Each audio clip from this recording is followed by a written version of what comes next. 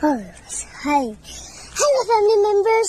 Welcome back to my channel. তো দেখতে পাচ্ছ তো এখন রুমে আছি আমরা, বাইরে দিয়ে বাড়ি যাবো এখন, তাহলে বাইরের নাজারাটা তোরাকে দেখাবো। তো দেখতে পাচ্ছ তো এখন আমরা বাইরে দিয়ে বাড়ি হয়ে গেলে সবাই পুরা মস্তি করছে, রোদ সেঁকছি। তাহলে আরো ময়দানে পুরো আজ ফাঁকা ফাঁকা বুঝাচ্ছে, ফুটবল আর খেলে নেনে তো পুরো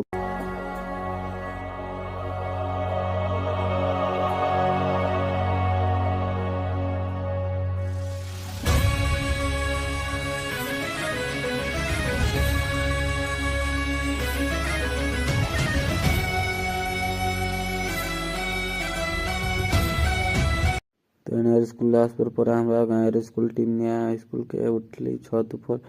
তো ছত উপর দেখতে দেখতে নিখিল পৌঁছে গেল কোন দিয়ে নিখিল আমার ভিডিও দেখে পালাচ্ছে দুধ দিয়ে ছাগলটা দিয়ে। তারপর তো আমি নিখিল চলে যাই এখন সাইকেল নিয়ে বেল্লি মারতে সাইকেলে। তাহলে তোরা